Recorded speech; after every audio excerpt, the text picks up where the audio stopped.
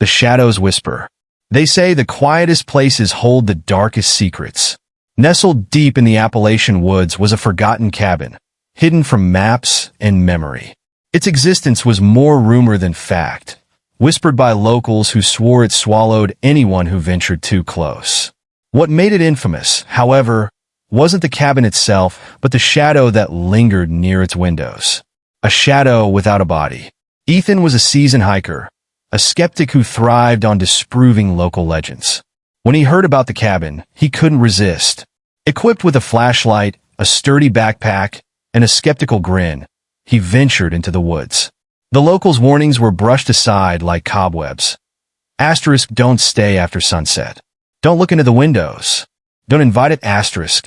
By the time Ethan reached the clearing, dusk had settled, casting an amber glow over the forest. The cabin stood crooked, its wood warped with age, the roof caved slightly at the center. A veil of silence cloaked the area. No rustling leaves, no chirping insects. Just stillness. Ethan's first thought was how absurdly mundane it looked. Certainly eerie, but hardly the harbinger of doom the townsfolk described. He circled it, inspecting its exterior. Looks like it'll collapse if I sneeze too hard, he muttered, laughing to himself. The laughter died when he saw the window. The glass was coated in grime, yet something shifted behind it. He froze. It was quick, almost imperceptible, like the flicker of a hand retreating into darkness. He leaned closer, squinting. Nothing. Just his reflection, distorted and vague. The sun dipped lower.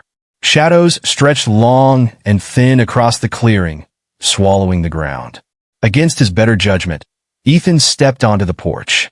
The wood groaned beneath his boots as he pushed the door open. Inside, the air was heavy, stale, and tinged with the faintest hint of rot. Dust blanketed every surface, disturbed only by a single track of footprints leading into the next room. His flashlight flickered as he scanned the cabin. An overturned chair. A table with deep grooves carved into its surface, almost like claw marks. A rusted kettle hanging above a cold, empty fireplace. Then he heard it. A whisper. Soft, barely audible, like breath against his ear. Come closer.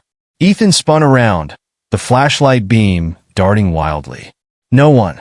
Just shadows that seemed thicker now, almost alive. He swallowed hard, laughing nervously. All right, very funny, he called. Whoever's out there, you got me? No response. Just that same oppressive silence. He followed the footprints into the adjacent room. It was barren except for a single mirror leaning against the far wall. The glass was cracked, its surface warped, but his reflection stared back, pale and wide-eyed. As he approached, the flashlight flickered again before sputtering out completely. Darkness. And then movement. Not from him, but his reflection. It tilted its head, lips curling into a grin Ethan wasn't wearing. His breath hitched. The grin widened. You're late, the reflection said, though its mouth never moved. Ethan stumbled back, heart pounding. He clawed at his flashlight, slapping it until it flickered to life. The mirror was empty. His reflection was gone. A sound from the main room. The slow, deliberate creak of a chair rocking back and forth. He bolted out of the room, shining his light toward the source. A figure sat in the rocking chair, its face obscured by shadow. Its hand, pale and unnaturally long, rested on the armrest, tapping a slow rhythm.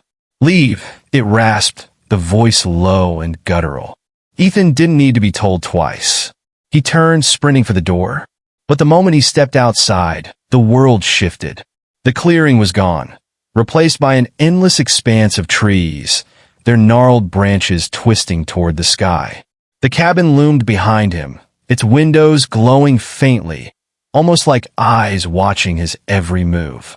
He ran, branches toward his clothes, roots snagged his boots, but he didn't stop.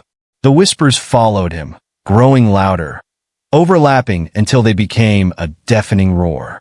Words he couldn't understand, words that made his head throb and his vision blur. Finally, he broke through the tree line, stumbling onto the road. His car was in sight.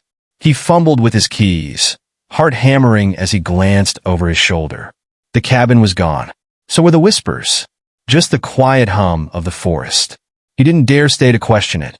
Sliding into the driver's seat, he started the engine and sped away.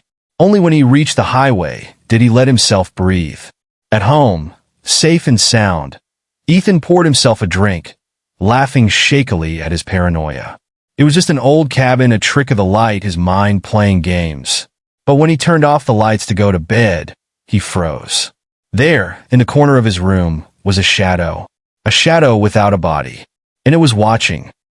If this story sent shivers down your spine, don't forget to subscribe to the channel and press the bell icon for more spine-chilling horror stories. Stay tuned for more terrifying tales if you dare.